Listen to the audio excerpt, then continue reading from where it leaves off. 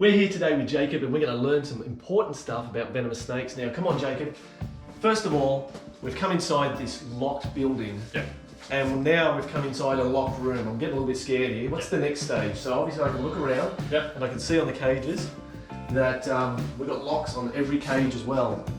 So obviously, and they're clearly marked that there's venomous snakes in every cage. So that's obviously a responsibility of yourself. Definitely. To take on board.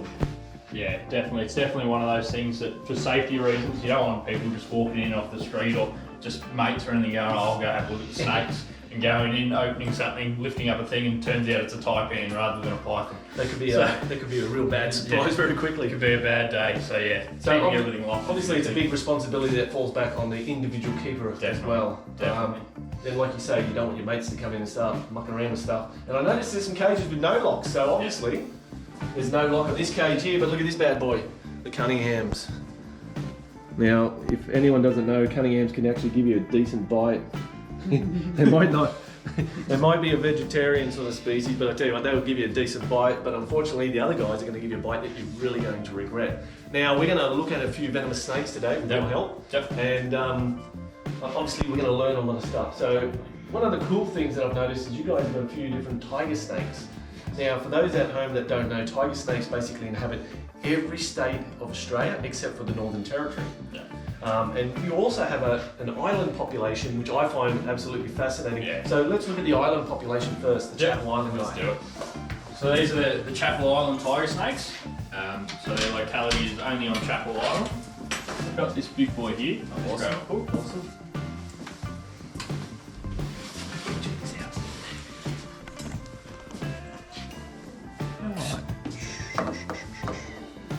Come on.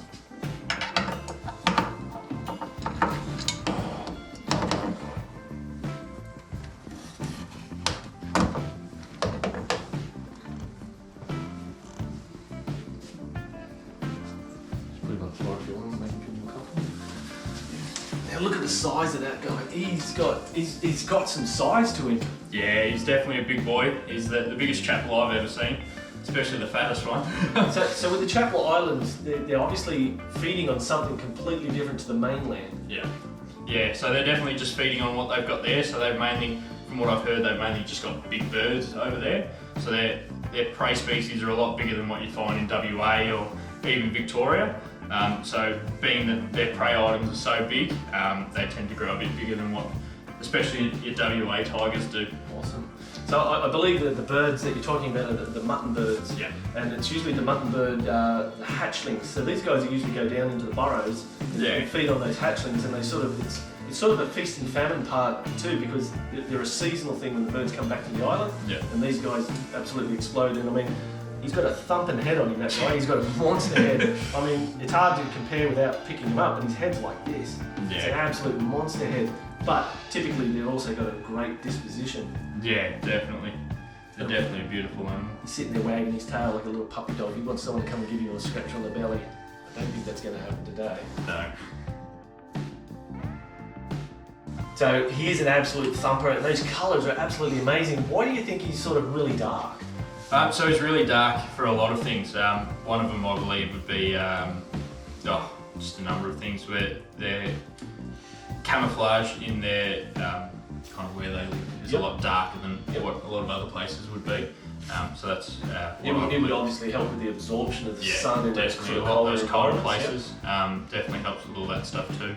And I guess the really weird thing about this snake, and I guess we haven't sort of talked about it, it's a tiger snake, but it's got no bands. Like a tiger snake, it's unbanded. What's the story? Well, a lot of things with tiger snakes, you'll always find them banded and unbanded. But yeah, they're just a beautiful snake either way.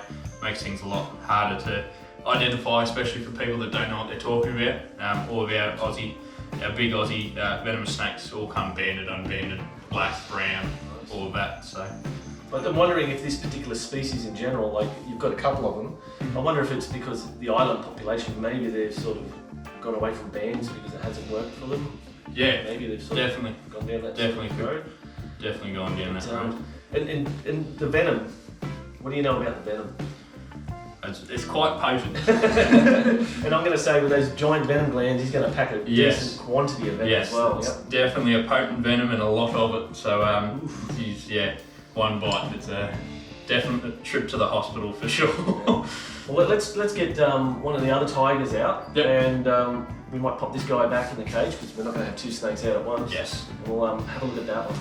Yeah, it's good.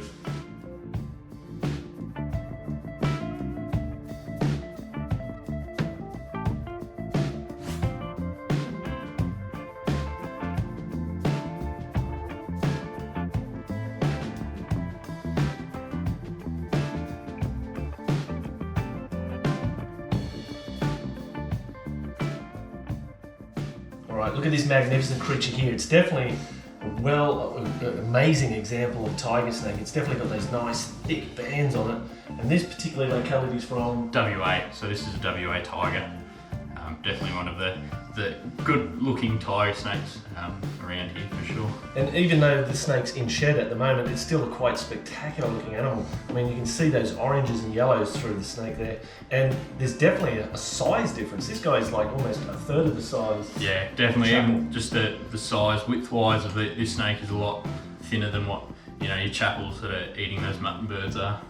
And I mean, even the head itself is much smaller, which would obviously, lead you into a false sense of security that this snake's not going to punch as much venom or as potent venom as the other snake that we just had out. No, definitely not the case. This one still packs a hell of a punch. It'd be very sketchy. Now, I believe in some of the areas in the WA that these guys are actually found perched up in trees, which would obviously be a horrible ambush. Yes. So a lot of people think that venomous snakes or all venomous snakes are all just on the ground, but a lot of the time you find them 2 or 3 foot up in a tree somewhere too.